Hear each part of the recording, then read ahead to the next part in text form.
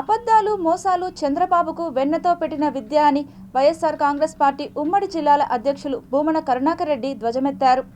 పూతలపట్టు నియోజకవర్గంలోని కాణిపాకం క్రాస్లో ఒక ప్రైవేటు కళ్యాణ మండపంలో ఏర్పాటు చేసిన బాబు ష్యూరిటీ మోసం గ్యారంటీ అనే కార్యక్రమాన్ని భూమన కరుణాకర్ రెడ్డి ప్రారంభించారు. ఈ సందర్భంగా పూతలపట్టు నియోజకవర్గం నుండి హాజరైన వైఎస్ఆర్ కాంగ్రెస్ పార్టీ నాయకులు కార్యకర్తలతో అధికార కూటమి ప్రభుత్వం ప్రజలకు చేస్తున్న మోసాల గురించి మాట్లాడుతూ కూటమి ప్రభుత్వం అధికారంలోకి రావడానికి ఇచ్చిన హామీలను విమర్శించిందని ధ్వజమెత్తారు.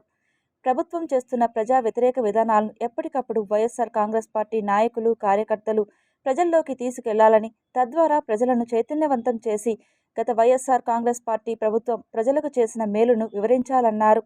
ఈ కార్యక్రమంలో మాజీ ఎంపీ రెడ్డెప్ప, సునీల్ కుమార్, పూతలపట్టు నియోజకవర్గంలోని 5 మండలాలకు చెందిన ఆ పార్టీ కన్వీనర్లు, కార్యకర్తలు, నాయకులు పాల్గొన్నారు.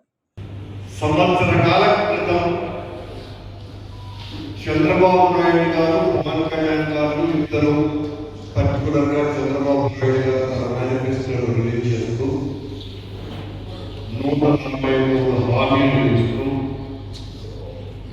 6 సూపర్ 6 వాగ్దానాలు చేస్తుంది. జగన్మోహన్ రెడ్డి ఇచ్చే సంక్షేమ కార్యక్రమాల కంటే మరింత ఎక్కువగా ఆ సంక్షేమ కార్యక్రమాలు ఆగిపోకుండా ఆయన కంటే నేను చాలా ఎక్కువ సంక్షేమాన్ని, అభివృద్ధిని అందిస్తాను అని చెప్పినటువంటి చంద్రబాబు నాయుడు.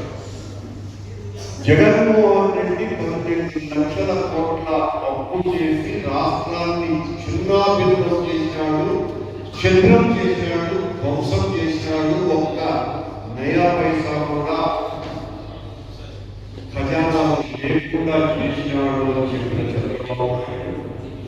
ప్రతి ఇంటికి కూడా వాళ్ళు ఇచ్చారో నేను మీ భవిష్యత్తుకు గ్యారంటీ అని, ఆ యొక్క భవిష్యత్తుకు గ్యారంటీ అనే కార్యక్రమం ఈరోజు చంద్రబాబు గారు మర్చిపోయి మోసం గ్యారంటీ అనే కార్యక్రమాన్ని ముందుకు తీసుకుంటారు.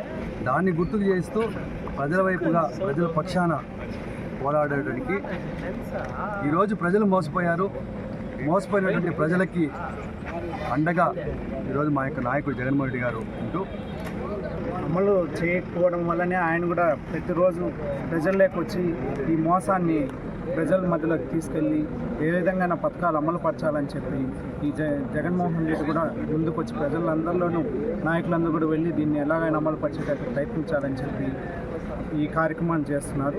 ప్రజల్లో కూడా ఇది అందరికీ తెలియపరచాలనే ఉద్దేశపూర్వకంగానే ఇది చేస్తున్నారు. ఆయన నమ్మి ఓట్లేసిన ప్రజలకు కూడా ఇది తెలుసుకుంటారని ఇది ఒక మీటింగ్ లాగా అరేంజ్ చేసుకొని ప్రతి ఒక్కరికి చెప్తారు.